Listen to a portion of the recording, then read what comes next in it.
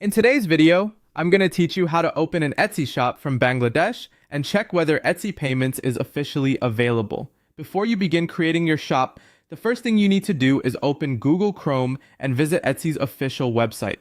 From there, check Etsy's updated country list and confirm whether Etsy Payments has launched in Bangladesh. This is a very important starting point because Etsy requires Etsy Payments for shop creation in supported regions. If Bangladesh is not officially listed, the process may stop later, even if everything else is completed correctly. So take a moment to verify this first instead of rushing ahead. Once you've confirmed the availability, prepare your documents and payment setup. You'll need a valid international passport since identity verification is a key part of opening a seller account on Etsy. Make sure your passport is current, readable, and ready to use when requested. You should also set up a verified Payoneer account or an international banking account if that option is available to you. The account you use should be active and properly verified because Etsy may need to connect it for payment processing and billing purposes. After that, go back to Etsy's main homepage and click the Sell on Etsy option. This will take you to the seller registration area where you can begin setting up your shop.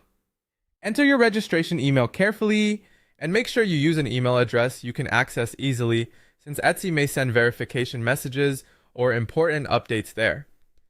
It's a good idea to double check the email before moving on so you don't run into login or confirmation issues later.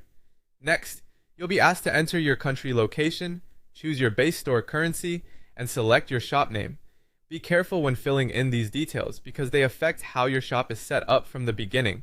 Your country location should match your actual business or personal location, and your base currency should be the one you plan to use consistently for your shop.